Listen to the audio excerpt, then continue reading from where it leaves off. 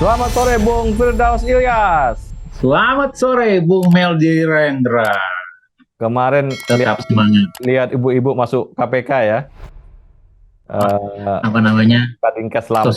Seperti sosialita ya. Ya, jadi lifestyle orang dinas tuh ya bukan menyamakan semua ya, masih belum bisa sebagai pelayan masyarakat gitu. Lifestyle saya kira penting juga untuk melihat bahwa saya adalah abdi masyarakat gitu ya, dan Betul, betul. tentunya kita juga nggak perlu berlebihan gitu ya. Nah, di samping itu kan dia dicurigai dari profil dia berapa tahun jadi kepala dinas, dari harta yang 11 tahun ya. dari LKPHN. LHKPN. Nah, itunya yang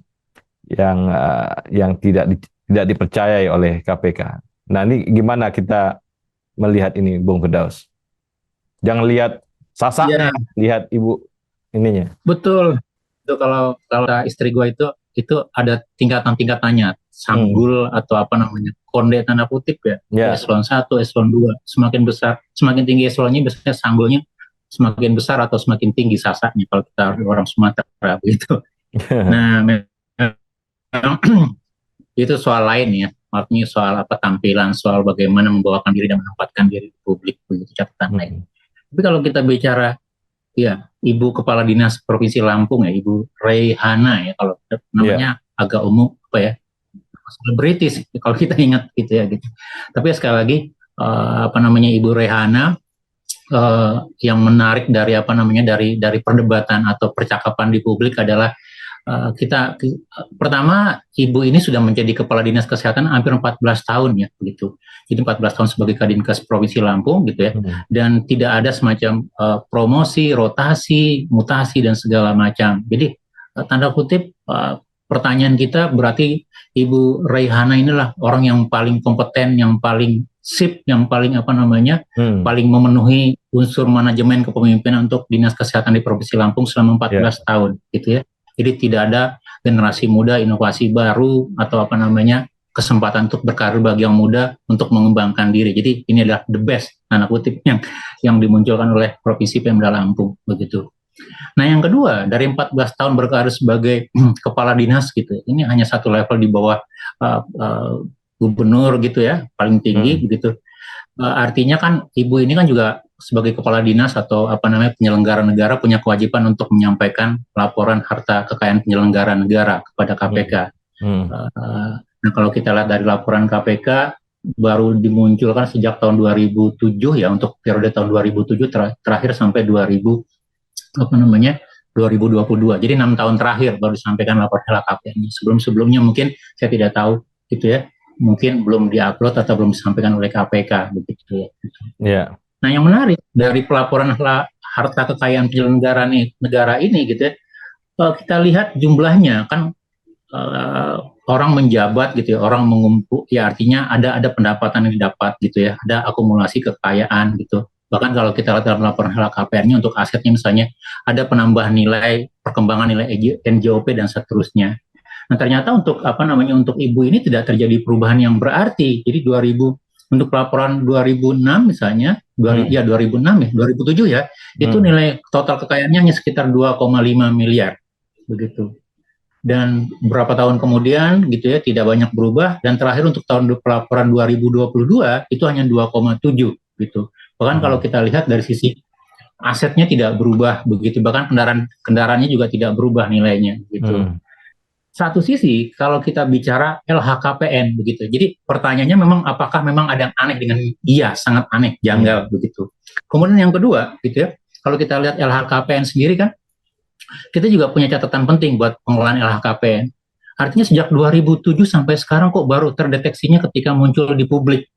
KPK kan punya tim analisis, punya tim apa namanya, melihat, kemudian melakukan pembandingan begitu. Jadi kalau kita di dalam apa namanya, skema analisis gitu ya, intelijen unitnya KPK, mestinya kan KPK sudah melihat dari awal gitu. Walaupun sekali lagi Pak Deputi Pencegahan Pak Pahala mengatakan, oh ya 2021 pernah kita klarifikasi gitu ya, hanya ada satu account uang yang disampaikan, sementara sebenarnya dia memiliki 6. Nah pertanyaannya untuk 2022 kenapa muncul lagi gitu?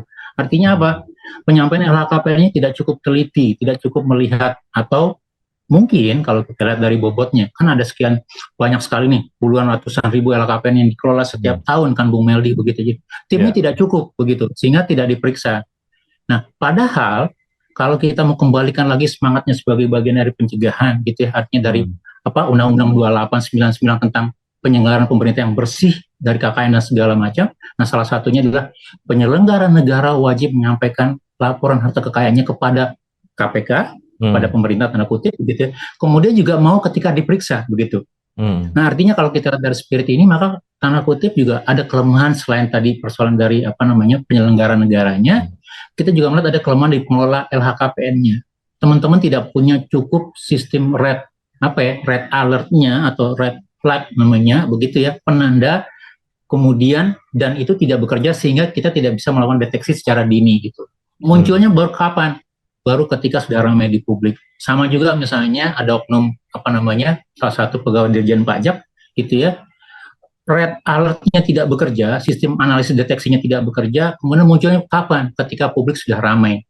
Nah, pertanyaan kita mungkin gitu ya, yang agak membuncah di kita begitu. Kebetulan yang alhamdulillah kan LHKPN-nya masih bisa kita akses ya, kita bisa buka, kita lihat ya. Gitu. Artinya kita harus melakukan pembandingan sendiri, melihat segala macam.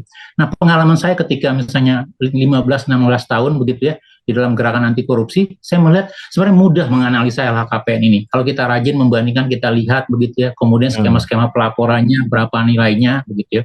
Gitu. Kemudian apakah wajar atau tidak begitu. Nah, jadi mungkin ketidakwajaran ini yang mungkin berasal dari ketidakjujuran pelaporan atau berasal dari dugaan-dugaan praktek pidana atau dugaan-dugaan praktek yang ilegal, misalnya sumber kekayaannya bisa jadi semakin banyak yang bisa terbuka begitu. Jadi kalau Kadinkes Ibu Rehana ya, artinya ini mungkin hanya satu dari sekian gitu ya, potensi ketidakwajaran atau ketidakjujuran dalam pelaporan LHKPN. Karena kalau kita lihat dari statistiknya kan dari pelaporan sudah hampir 100% orang wajib, terakhir untuk pelaporan 2022 ya, sampai 31 Maret 2023 misalnya, itu 98% dari yang wajib lapor sudah lapor dari sisi pelaporan. Tapi dari substansi atau isinya, kepatuhannya paling tidak di permukaan, itu baru 79%. Nah, kalau kita lihat di Lampung kan, Lampung itu memiliki kepatuhan LHKPN Pemprov provinsi ya, itu 100%. Gitu. Pelaporannya 100%, kepatuhannya sekitar 76% gitu. Nah, Dinas Kesehatan salah satu yang pelaporannya juga patuh 100% begitu. Tapi kalau kita mau coba dalami lebih lanjut, melihat kewajarannya, mungkin banyak soal-soal lain yang bisa kita pertanyakan, yang bisa kita ulik, Bung Meldi. Jadi ini menarik untuk dilihat lebih lanjut gitu ya. KPK mungkin mengembangkan nanti gitu ya.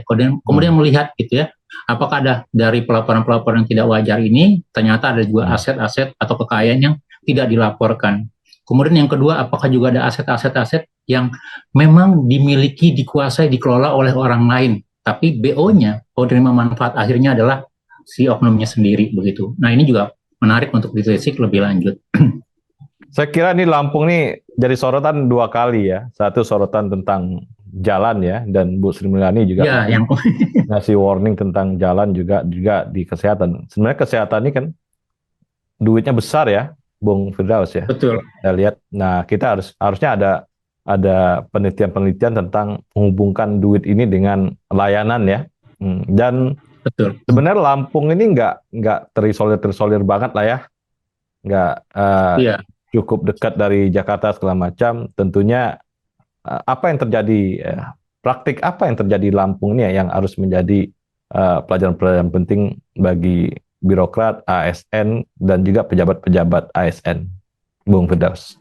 Iya, memang kalau kita mau coba ke hal yang lebih luas ya, tidak hanya seorang Ibu Rehana atau di Dinas Kesehatan Lampung, kita tarik ke provinsinya, ke level yang unik, yang lebih utuh gitu ya, makro di provinsinya.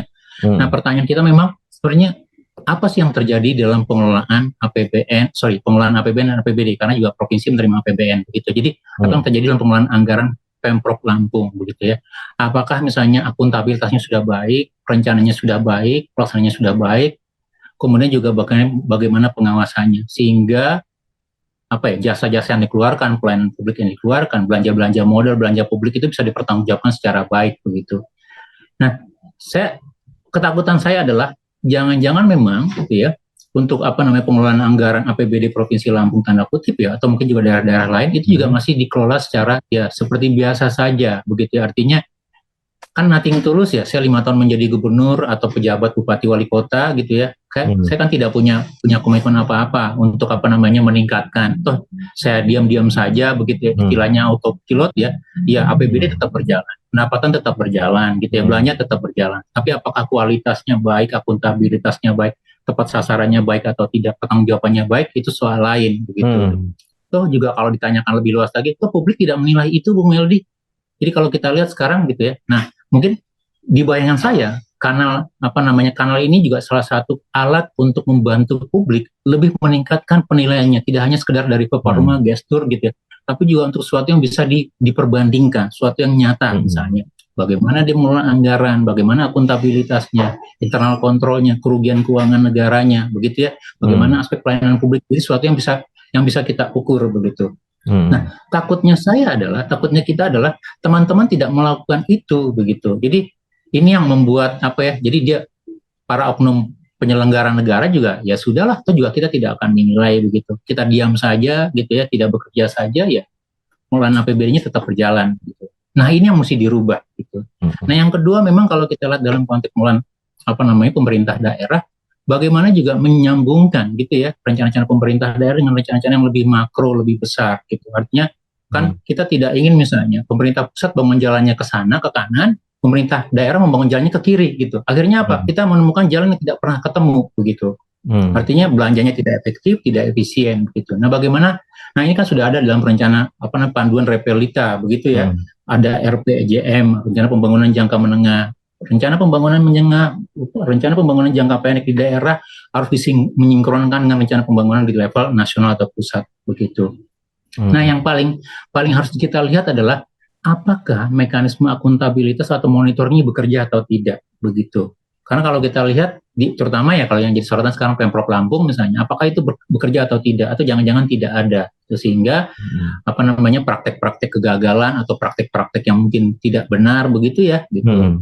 Saya ambil contoh misalnya, ketika kepala dinas menyampaikan LHKPN, maka adalah kewajiban gubernur untuk memonitoring itu, gitu.